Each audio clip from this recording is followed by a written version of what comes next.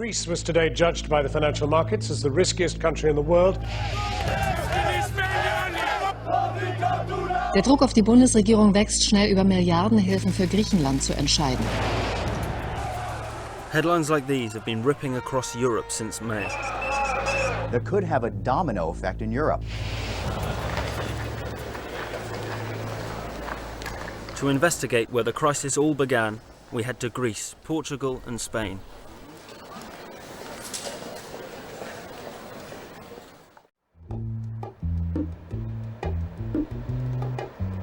This is the region of Castilla-La Mancha, Spain. The landscape became famous thanks to the eccentric windmill jousting Don Quixote, protagonist of Cervantes' celebrated novel.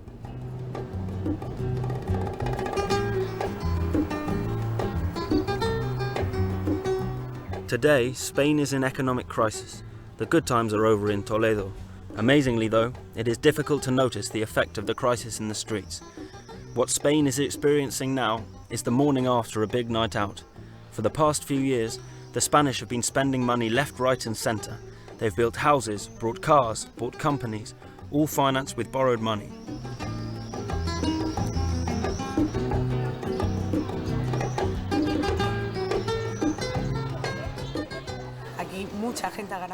Lots of people have made lots of money here, not just through hard work.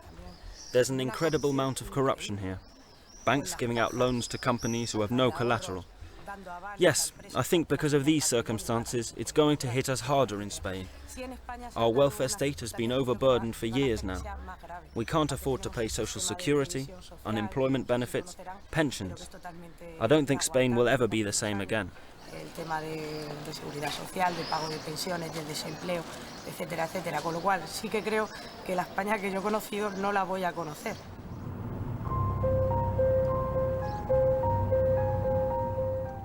The economic decline began in real estate. This group of abandoned buildings is called Cesena. Here the housing bubble, which once ballooned, is now visibly burst. Cesena is just one of the many ghost towns in Spain. 13,000 apartments were to have been built in the middle of this wasteland. 5,600 units were built, but only half of them were completed. During the boom years, the banks handed out loans without hesitation, even to families with no regular income.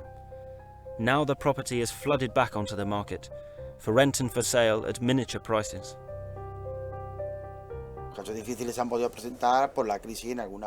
There have been many difficult cases here because of the crisis, because of the situation in Spain, the increase in unemployment.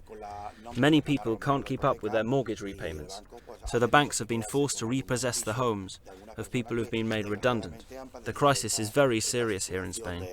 Del paro, ¿no? Y de la crisis, ¿no? En España que como se sabe es bastante fuerte, ¿no?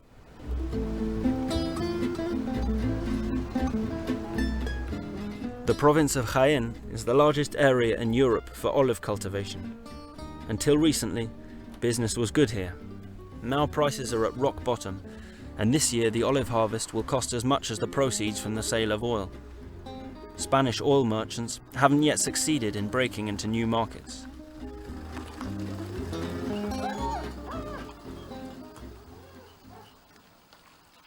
At Liboro Sanchez press, the machines are at a standstill. The olive farmer can barely imagine a future for himself and his family anymore.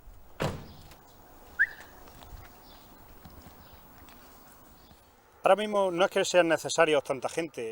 need to employ many people for the olive harvest, but the oil has virtually no value anymore.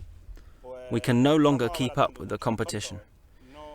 We have to cut costs, and we can no longer produce the same quality as before, because we're using machines now, and we're not picking by hand.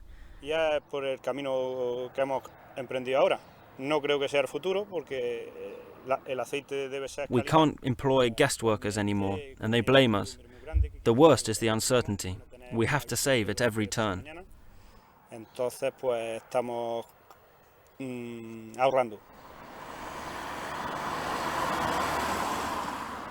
A few kilometers down the road is the small village of Beas de Segura. In 2004, the villagers became a lottery sensation when they won El Gordo jackpot, but the new wealth has not brought all luck. There are many instances of estranged families, says the baker, Juan Antonio. It was he who brought the ticket and sold shares alongside his bread. Almost all of his customers won a part of the €180 million winnings.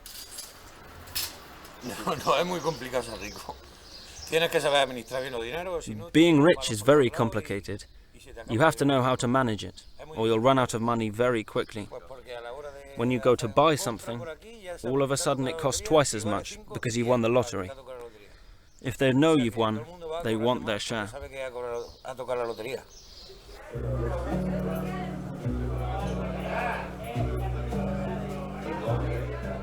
In the local bar, you can hear the many anecdotes of failed millionaires and petty jealousies which came after the windfall. The people who won went straight away to invest their money, but they were in over their heads, and they ended up losing it all. They speculated. The banks took the money, promising high interest, and then when the banks caved in, they were left with nothing. Mayor rentabilidad, pues se fue toda. Drink up, baby, stay up all night. Things you could do, you won't, but you might. 2,500 miles east, we arrive in Athens, where the crisis has also hit hard. Greece is only just afloat still, thanks to the huge European bailout. Now there are calls on the country and its people to start saving. The Athens metro has been on and off strike for weeks. Today, public transport is at a standstill. For the taxi drivers, this means good business. Business they sorely need.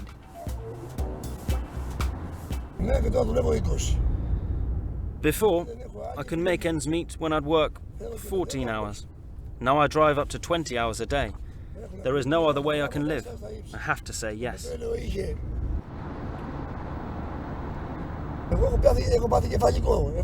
I've joked with my wife that we should sell our children. We could save a lot.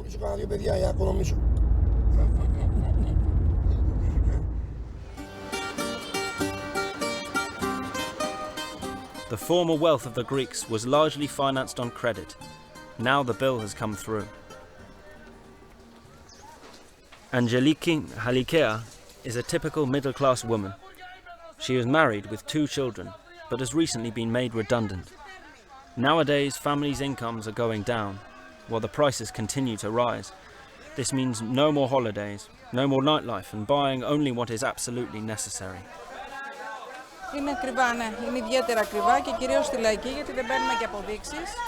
Life has become so expensive since VAT went up, even here at the market. Still, I prefer to buy in the small local markets to support Greeks and not the big corporations, even if I don't get a receipt.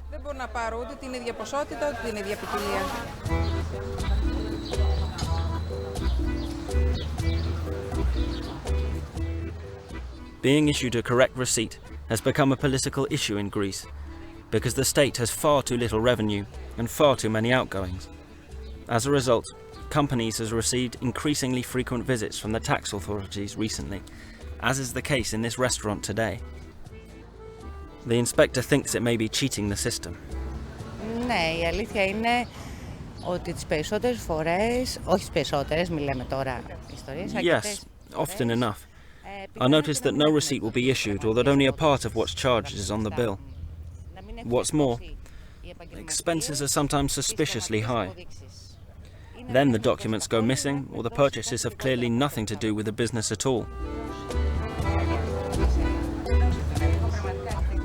Greek taxpayers owe the Treasury an incredible €32 billion. Now the debt is being collected, but too many tax evaders have settled their affairs with a little payoff to the finance authorities, the fakilaki.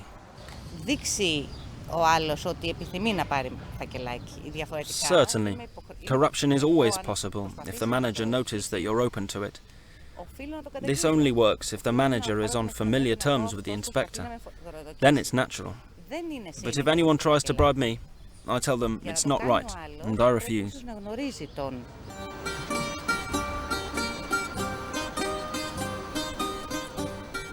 Greece needs to shift a debt mountain of 300 billion euros, more than the country earns in a whole year. Angeliki, Halikia's family don't come together until late in the evening. Her husband, who works at the Ministry of Tourism, has taken a second job after his wages were cut by 20%. Their daughter is still at school, and their son has taken a student job. All the things we know changed. All the things in the economic way of the state. We pay much more taxes, we get less money, they change all the working conditions, and now we have all the time strikes about all these things, because people is shocked. I'm afraid of what's to come. I will have to work hard and not earn very much. My generation will have to make a great effort, but for what? We can't dream.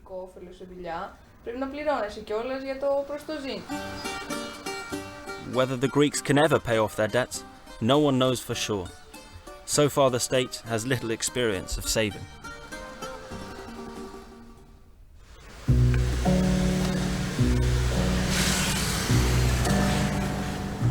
The economic crisis is a crisis of youth in Spain. 40% of the unemployed are under 25. Every third pupil drops out of school early. This is a generation whose future has been stolen. Many have gone back to live with their family because they can no longer claim unemployment benefits. Now comes the fear that the government's austerity measures could break the country. You'll never see promises. The majority of Spaniards fear troubled times, social resignation, and the potential increase in violence, according to unemployment officer Lope Morales.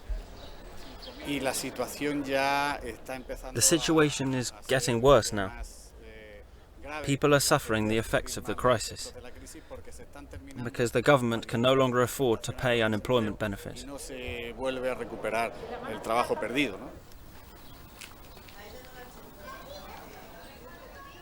Welfare organisations are pressed more than ever before.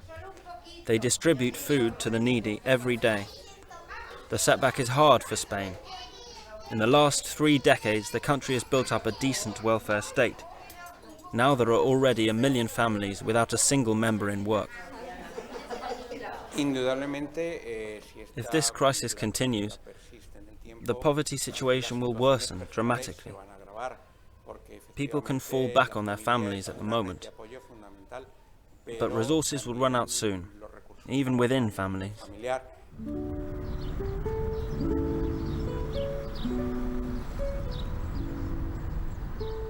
The Ebro Delta on the east coast of Spain has a haven for countless species of birds. Rice crops are grown here, but most fields are managed organically, and thanks to this, the birds are unaffected by the cultivation. This initiative was made possible by an ethical loan scheme.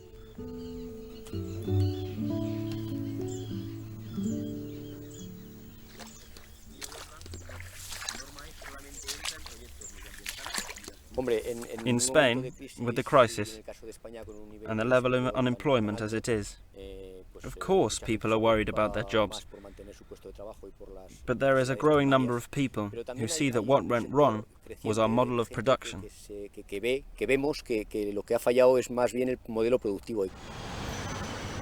In the Bank for Ethical Lending in Barcelona, the bankers see a chance of a fresh start and a return to old social and economic values.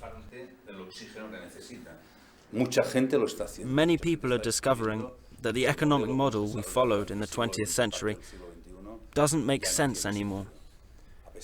There are those who are still fixated with the old model of growth, but if we carry on pursuing growth, we'll only go into crisis again. Podemos salir parcialmente de la crisis, pero volverá a haber un problema más grave dentro de pocos años.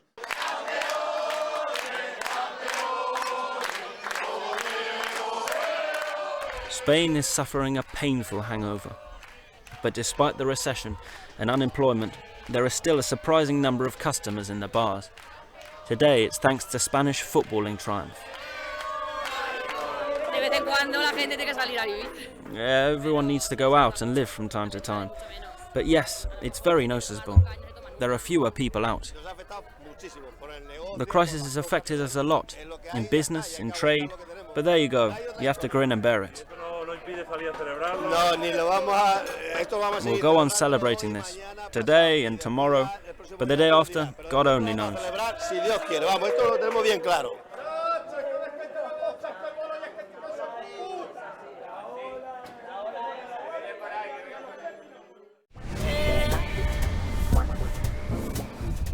Back in Greece, our journey takes us away from Athens in the direction of a sunny beach, across the Peloponnese to the port Kyllini, and from there by ferry to the holiday island of Zakynthos.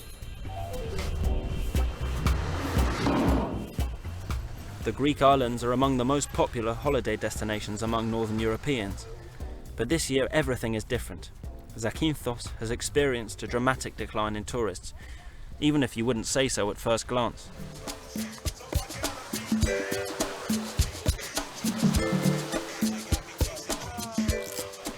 This is one of the longest beaches in Greece, in Laganas, a popular 18 to 30 package holiday destination.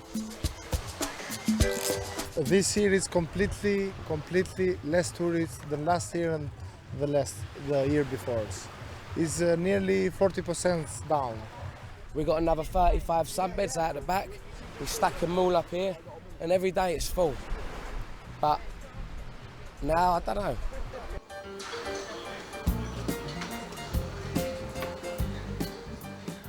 The usually high-volume tourism industry has been particularly hit by the crisis. Dionysis Potamitis is a hotelier on Zakynthos, in the quieter part of the island, in Halikia. It's become so quiet that he doesn't know how to survive the season. Only 40 of his 100 beds are occupied by Czechs, Poles and Serbs, a whole new clientele. I think that the decrease is mainly due to the negative press in those countries. In recent years, the region was full of tourists from Northern Europe, but not anymore. You probably think that what happened in Athens, with the strikes and riots, affected the whole of Greece.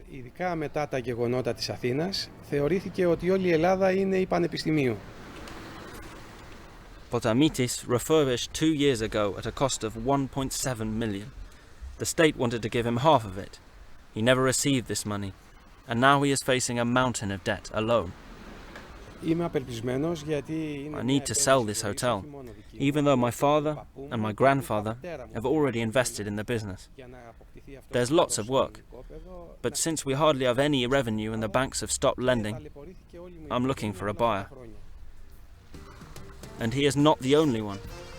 Currently, 1 in 6 hotels in Zakynthos are for sale, most of them at a bargain price.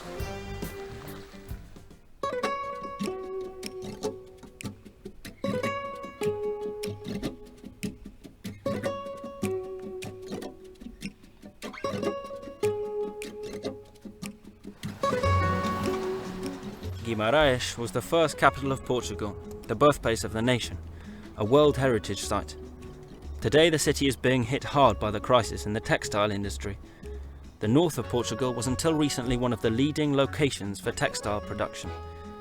Most of the locals were employed in this industry. In 2005 they lost their jobs after cheap Chinese products forced them out of the market.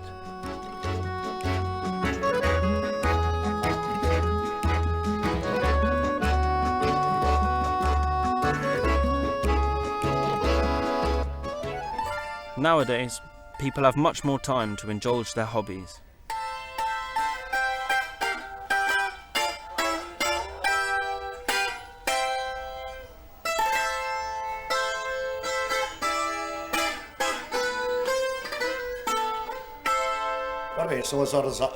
Do you think I would play the guitar if there was no crisis? I play because I need to recover from the stress that the economic crisis brings. At the weekend I go to Porto, where I play with my fado group. It helps to make ends meet.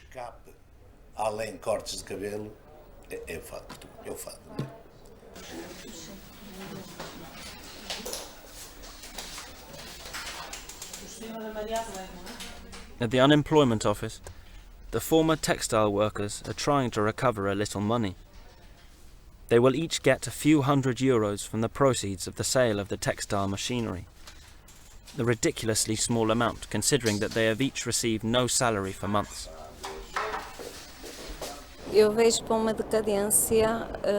I've noticed a lot of poverty.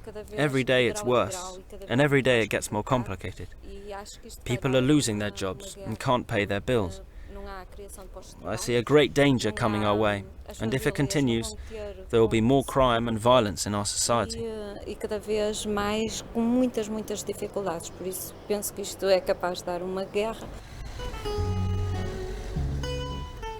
The crisis has affected retired people very badly. Most receive a tiny €200 to €300 a month pension, and making ends meet is a struggle for many elderly people.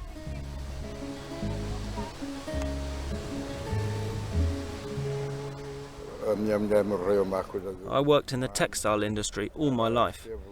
Now I can hardly eat, since I have to save to afford the drugs I need. I've never been through such bad times. Never.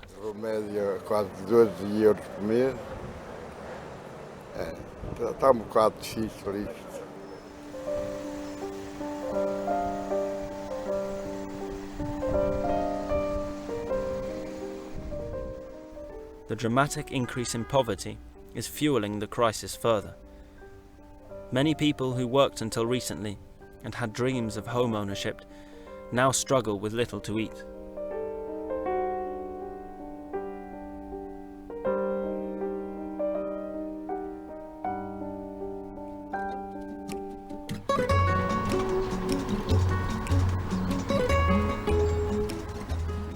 The job crisis has engulfed the capital, Lisbon. The Portuguese are concerned that the economic storm is now breaking in earnest. There is barely any investment and no dynamism. The boom, which Portugal had enjoyed since the mid-90s, gave it the reputation of a European tiger economy, but it was mostly financed on credit. And Portugal is not a welfare state like the UK. There are no resources to soften the blow to the poorest. One consequence of the unemployment crisis is the increase in casual prostitution. Maria worked as a secretary for 5 years with a monthly salary of €700. She now earns that in 2 days. After her divorce, then the economic crash, she saw no other option. Isso em todos os tipos de classes sociais. Já conheci algumas senhoras que são I know women from all social classes who prostitute themselves, even doctors, psychologists and bankers. This is often the only way for them to sustain their lifestyles. I feel the effects of the crisis very little. Our clients come from mostly the upper classes. They're architects, ambassadors or judges. Sobretudo são clientes do nível mais alto, como engenheiros, arquitetos, embaixadores, juízes, portanto.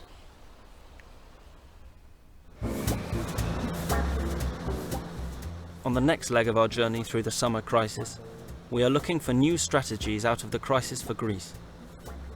We make our way from Zakynthos to Crete, the largest island in Greece, the city of Chania in its cultural centre, popular with tourists for its Mediterranean flair.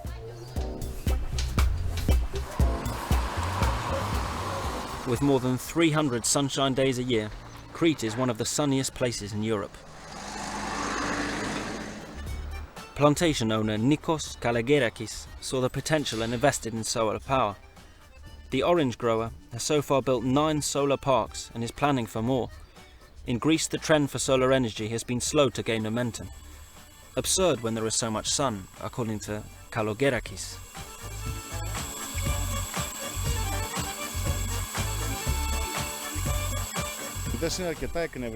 We investors are angry that everything takes so long here. In Greece, we are still in our infancy in terms of solar technology. I have had to wait 5 years for the approval of my solar panels to be processed. In other countries, it's done in a few months. Everything is more complicated here.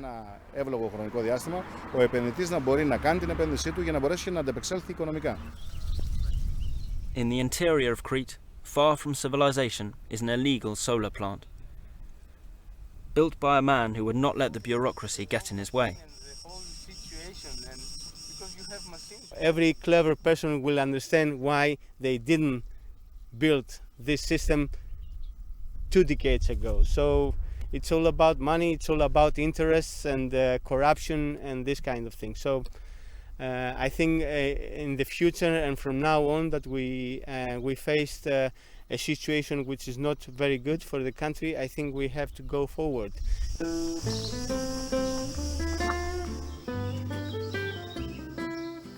25 kilometers away from the coast, Tassos Gourgouras produces electricity for the 400-year-old mountain village Mele, which he has restored.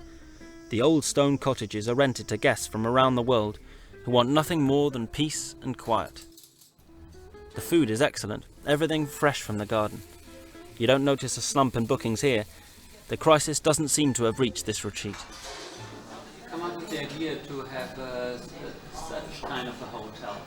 This place, it doesn't build from media or from big tour operators. It is built from us with our work. So this is a different quality, and this is that makes this place will continue to survive into this crisis. Some only book a couple of days, but end up staying a whole week. It's nice to come off. It's nice to get away a little bit. See these beautiful. We can go hiking, rest, read, eat. Well, you can't swim here. You can swim in the pine forest. Here, the hard times can be left behind. Generating all its own electricity and growing its own food, the village retreat will survive the crisis untouched.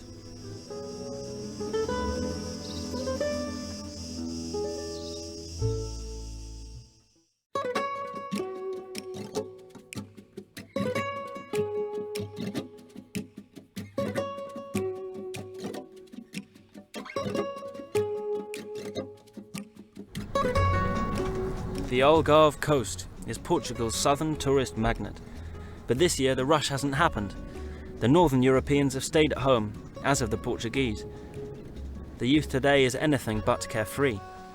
Many need 2 or 3 jobs to make ends meet. They have long since lost confidence in the government. Here the family is the most powerful social network.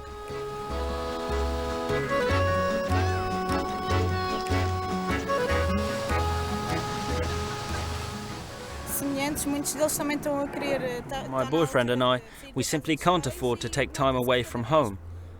Our company only hands out temporary contracts. There are a lot of young couples like us in Portugal.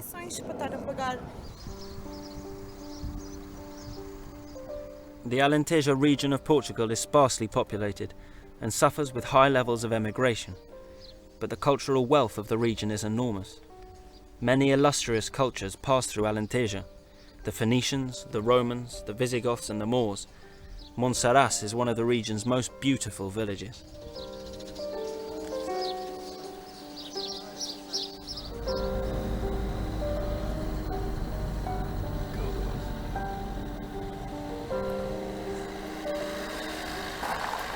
Wine is grown here. Very good wine, assures João Roquette. He runs one of the largest wineries in the area. There is no question of crisis in his business. So you have to adapt all the presentations? Yes, we adapt. That's why we have a portfolio. Even the labels? The labels no, but the portfolio. Recently, with the crisis, we have concentrated on the markets in Angola and Brazil, where there is no significant economic downturn. People in these countries know what quality to expect from the Alentejo wines, and the advantage for us is, of course, the linguistic and cultural heritage that we share with these countries. Estão com a cabeça erguida, estão satisfeitas com a vida, as coisas correm bem.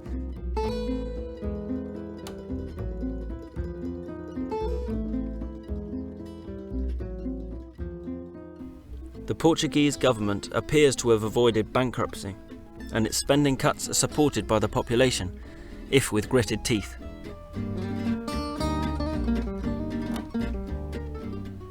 Now and then there are still moments here in Portugal, as well as in Greece and in Spain, in which one can imagine a better future.